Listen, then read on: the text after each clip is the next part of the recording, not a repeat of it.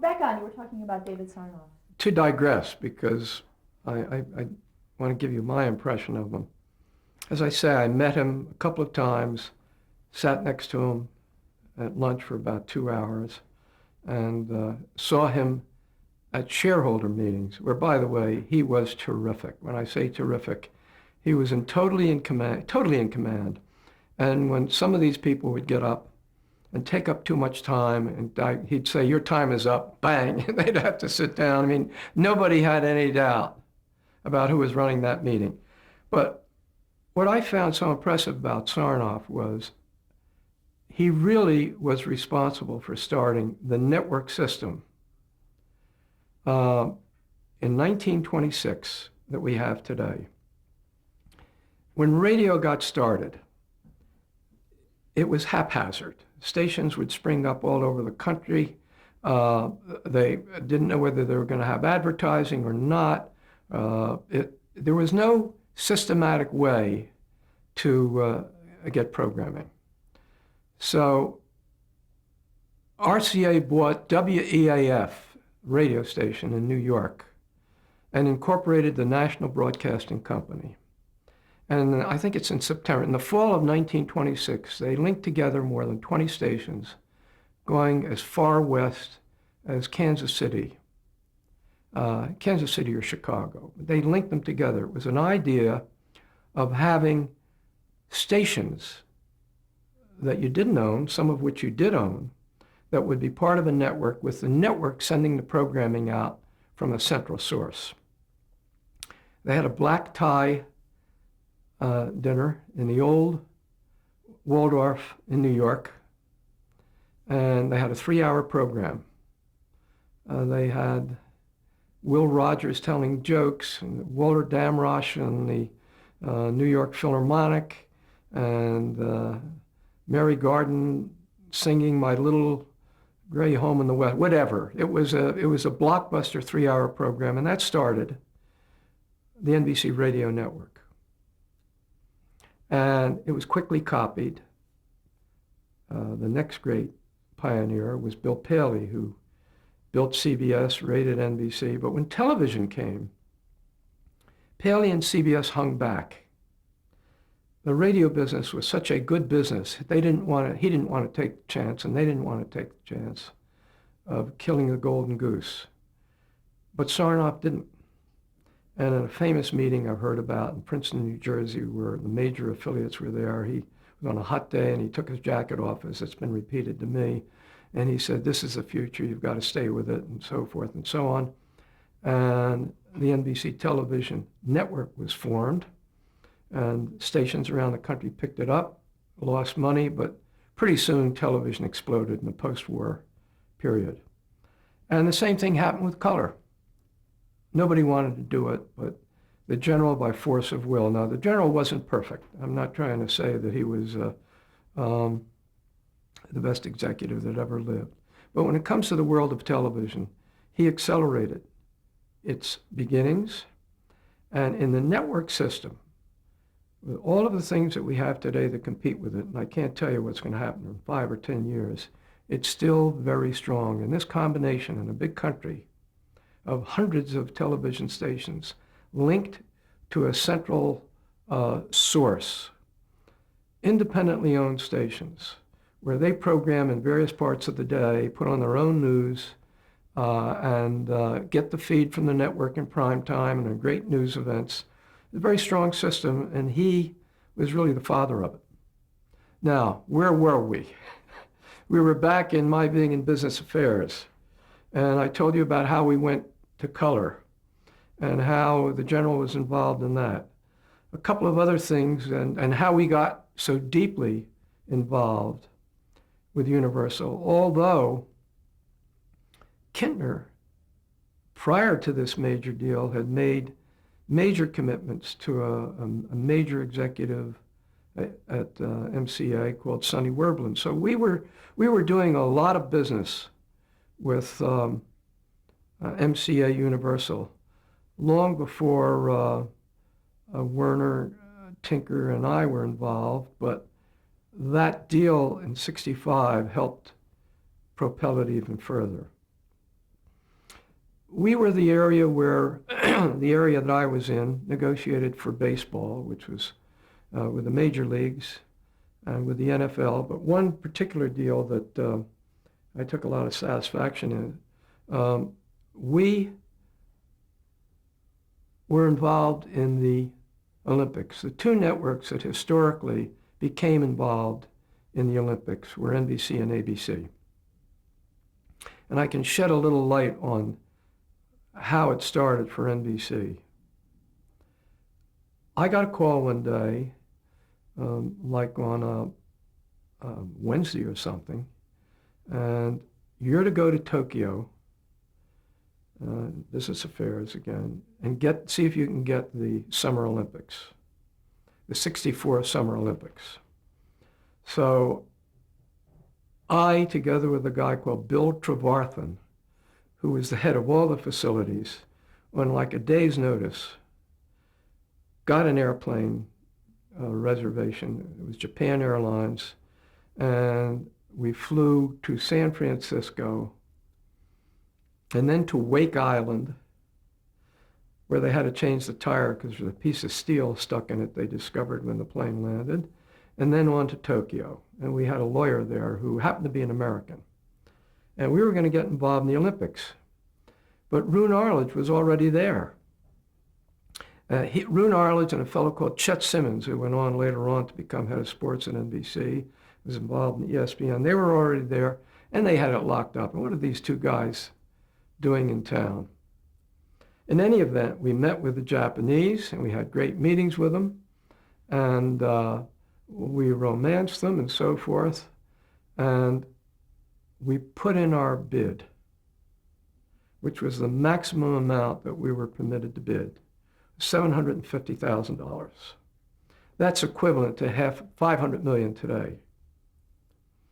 We put in our bid, and we went away on a Friday night to a very famous hotel outside of Tokyo called the Hotel Fujiya. We were going to rest up, come back on Monday or Tuesday and find out where we stood. So Trevarthen and I shower, shave, get dressed, go down to the bar. I'm having a bourbon and ice and water. He's having a drink. And there's a fellow with a big handlebar mustache. And he says his name is Peter Dimmock, a very well-known name in Britain. And he was head of outside broadcasts for the BBC. And he knew they had the Olympics because nobody else was going to broadcast it there. And he said, Roone, this is on a Saturday night, Roone's going to sign the deal Monday. So that means we'd lost. I mean, we'd gone through all this effort. So I wired Kintner, please send money. And we made an appointment call for Sunday night. We got a limo, went back to Tokyo. We got our authorization lifted to $1 million. We went to the office we had to, took our letter back, gave him another letter, and lo and behold, we won. If we hadn't met this guy at the bar, we wouldn't have won. But there's an after story to it. Kintner, who was this great news guy, we got the Olympics. It was a great event for the Japanese. We put 15-minute summaries on after the local news. The local news in most cases then was 15 minutes. NBC did a lousy job. And then when '68 came along, ABC won, and Roone Arledge taught the world how you do the Olympics. And the pattern that he set really took place 4 years later. And if NBC had won in '68, I was then on the West Coast, so I wasn't, but I know he negotiated for them. I wonder whether it would have taken quite a while to get the Olympic coverage to the very high standard that Dick Ebersol now has continued at NBC. Well, that was an important deal. It got us in the Olympics, and NBC thereafter was interested in them. And now, of course, it's become the Olympics network. It was a very interesting time. It's about the best I can say. Was that really the first bidding war kind of for the Olympics? Or? The only one that I can remember our being in. But thereafter, CBS got into the game too. but they never became a contender. It really became NBC, ABC, and now it's all NBC. As I told you, Kintner was a very strong president. And Bob Sarnoff was the chairman of NBC, and Kintner was the president. And then in 65 or 66, Bob Sarnoff got promoted to be the head of, that is the president of RCA with his father as chairman, and Kintner had achieved his goal and ideal.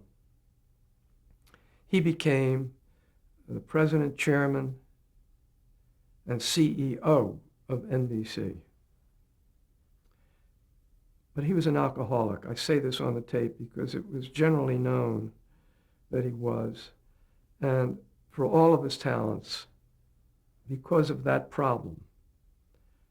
And today, I don't think this ever would have happened. Today, he would have gone into some kind of rehabilitative institution, and he might have continued his career. But because problems emerged with that, the general fired him shortly after he had become the CEO. And it was tragic for him and set all the pieces in motion. Had you seen instances of it that it affected his work?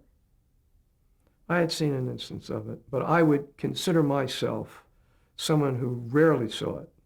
In all the times I saw Kintner, I didn't see it. I did see it once, though, but not enough to occasion any concern in my mind about how he ran the company. But apparently others did see it, and it was a disease. It is a disease. And I think that it could have been handled far differently, but that's that. So because he left, what happened was that two executives, Walter Scott became, as I recall, the chairman and CEO, and Julian Goodman became the president, and the pieces were set in motion. Grant was head of the West Coast, and somebody I worked closely with, Grant and Mort. And Grant wanted to become the head of programs. I mean, he deserved to be. So he came back to New York as head of programs, reporting to Mort Werner, with Mort as kind of the chairman, still involved, but Grant running it. So they needed somebody to replace Grant. And Grant and Mort said, why don't we give it to Herb? He's been working with us for 6 years. He's been working with us a long time, and he knows the people we know. Now, to be sure, I recognize, and I think they did, that doing the job well on the West Coast isn't just reading a script and saying, hey, that's a great idea. It's that. And I had read scripts. When I say I'd read them, Mort would give me scripts in New York. He'd say, what do you think about that? That does not qualify as being a program head, I know. But the part of the job that I did know was how you get the programs that you wanted. And even though I didn't negotiate them, I made sure we got them. And I knew the players, which meant that when I was not alone. There was a staff in Burbank of good people put together by Grant, which I changed, as the time went on. And they offered me the job, and I took it. We moved out here. And was this a lateral move in terms of the organizational chart, or was it, how was it? I would say it was probably a lateral move, but a much bigger job. I think it was a promotion. It really was. And I remember coming out here and the great job Grant did. He took me around to meet the people that I didn't know. And I remember the advice he gave me, which was the best advice I ever got. He'd said, what really counts, forget about the deals. You'll get them done. There's no doubt about that, because I was the deal guy. He said, get to know the producers and writers. And that became very, very important to me, particularly the producers. And I can even mention specific names of people who came through for me. Now, to be sure, when I came out there were program burdens I had to bear. We had committed to 2 hours of program, blind commitments, to Norman Felton, who was the very talented producer of Dr. Kildare and The Man from U.N.C.L.E., 2 hours with Sheldon Leonard, and 2 hours with Bob Finkel, who was a variety, live tape producer. Plus these commitments that were coming in over the transom from Universal all the time. So I had to juggle those. But Grant's advice was very good because I quickly got into programming. I read scripts every weekend coming up. Now, if I developed any feel, it was for the long form, for the hour, for the long form. And interestingly enough, and this will sound crazy, for the variety show. And we'll talk more about that. Now, when I was a kid, living in Atlantic City, the Disneyland of the East Coast was something called the Steel Pier. You probably never heard of it. In the 1930s, we would leave the house at 10 in the morning, I and my friends, with about $1 and change, enough for Cokes and car fare, and sandwiches. The Steel Pier had 3 theaters where you could see movies. One top movie. It had a vaudeville show. It had a circus. And it had rudimentary things like things you would walk through. There would be a ghost house and stuff like you see at Disneyland in magnificent form. When I was a kid, a young teenager, 13, 14, 15, I saw Bob Hope. I saw Abbott and Costello do Who's on First. I saw Jimmy Durante. This didn't qualify me for the West Coast, don't get me wrong. I saw the top names in vaudeville, including, I might add, a form that is anathema. They had minstrel shows as part of the vaudeville. And there was a circus at the end. And the movie theaters on the boardwalk, the Warner and the Stanley, were movie palaces. So we would see two movies a weekend.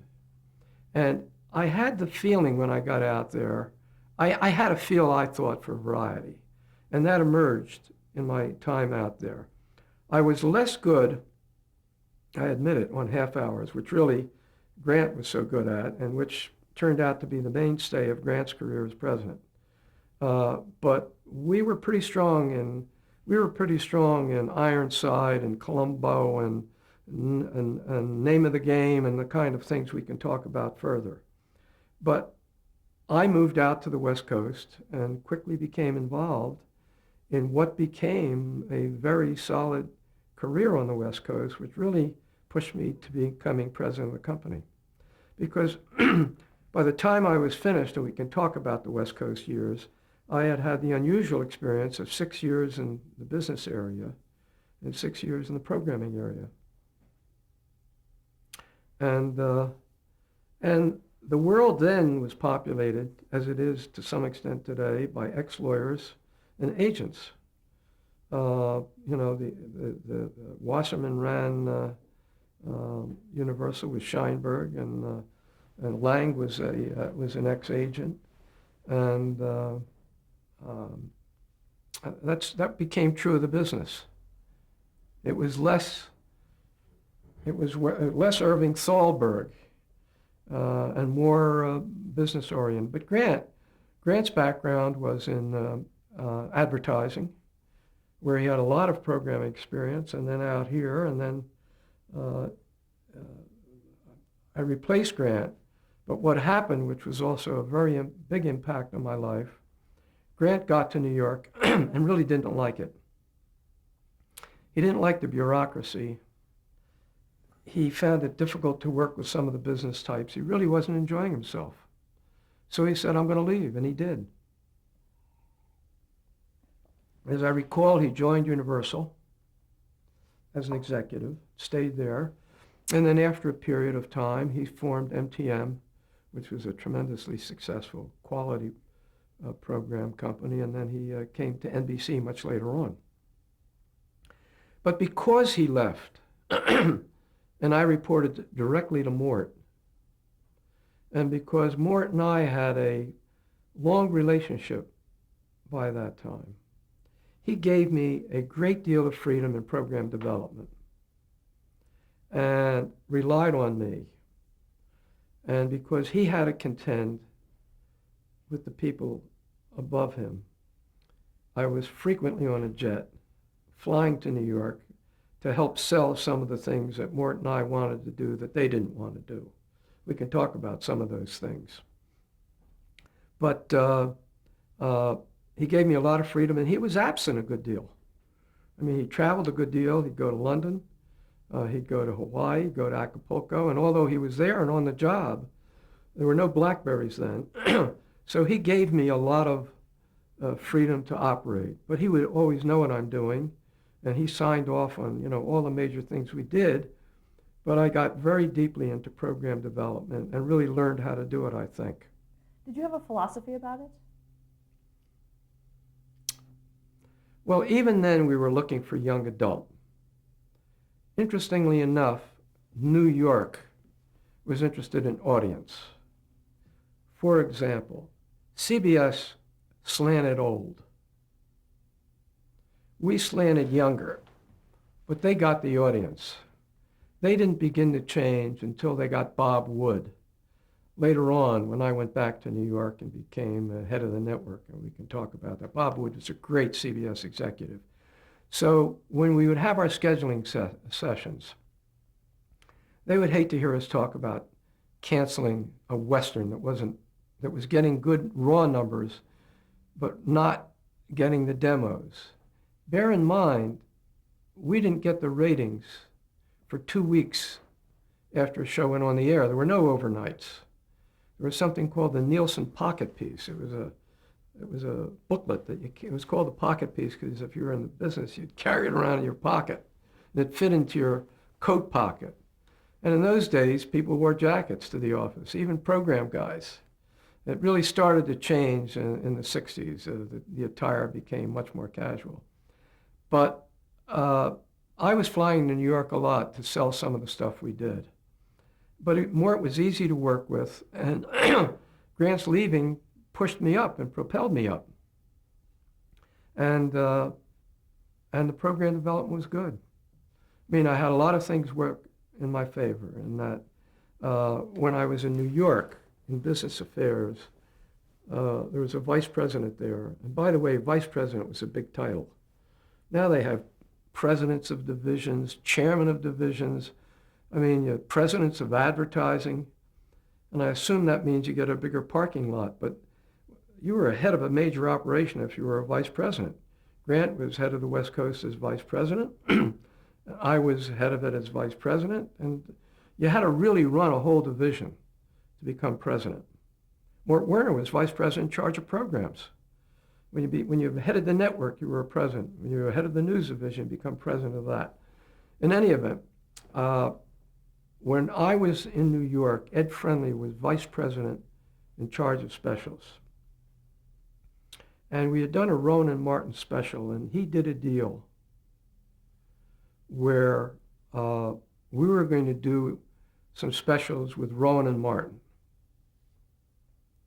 And when I came out to the West Coast, a fellow, George Schlosser, came in to see me. And I remember he pitched me 2 shows. Mind you, this was the 60s. One show was a vaudeville show for animals. We didn't commit to it. The other show was a pretty good idea, I think. I mean, when you think of it, the 60s, it was nothing but music and lights. I guess it was a psychedelic concept that would go on like 1 o'clock in the morning, and we didn't buy that. But then he called me and he said he wanted to discuss a show with a hellzapoppin' idea in it. And I met with him, and he called me. I don't know if Friendly was with him or not at that point.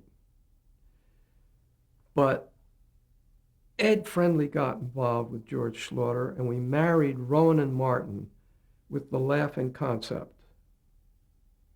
And we had a pilot that we were going to do called Rowan and Martin's Laughin'. And they did the pilot. It was a 1-hour pilot called Rowan and Martin's Laughin'. Mort and I thought it was very funny. But it was a little racy. There was one joke in it that, they would put jokes in the show that Mort and I and others wouldn't understand, but the guy's 21 years old would. In any event, New York was leery about programming it. Now, we had started the practice of we didn't schedule it. The show that knocked it out, because we had room for one variety show, was the beautiful Phyllis Diller show that went Sunday at 10 o'clock. I don't think you ever have heard of it because it was over and out very quickly. But we had this practice of putting a show we wanted to try out in front of the Miss America contest on Saturday night. And the Miss America contest was a big show. It's now off the air. But it was one of the big specials on NBC. We lost it to CBS, and then we got it back from it. It was a much sought-after special because it was a good way to start the season and so forth. So we put Laugh-In on in September of '66. We had the pilot on before Miss America. This was a 1 hour or? 1 hour. And it did pretty well. I mean, it didn't go through the roof, but it did pretty well. And then in January, we put the series on Monday night. I think it was at 8 o'clock. I'm not sure. If you look in your book, I think there was a half hour in front of it and then Laughing, but it was Monday night early. It was up against I Love Lucy. It quickly became a smash. And we gave Schlosser and Friendly great leeway on what to do. There were requirements in those days. If you did a special, 2 guest stars. You had to approve the guest stars. We waived that, said, give us the show. It's a nutty enough idea, maybe it'll work. And it did. And I would say that was the first show that came out of, the first big hit that came out of the development when I was there, because I came out there in the summer of '66 and was there when we did the pilot and recommended the pilot, and we did it. And Mort and I were completely aboard on it, and it was the biggest hit in television, I think, for about 3 or 4 years. I mean, it was a gigantic hit. It was number 1 for about 3 years. Everybody in America talked about it. Everybody did guest shots on it, including Richard Nixon. And that was back in '68, so it was on the air then, of course. But we had every major star in the world on the show who would do a Sockatumi joke. And people would talk about it the day after. And water usage would rise dramatically during commercials because people would get up to go to the John. And that worked. And we had a very good development program, which kind of peaked. When was it?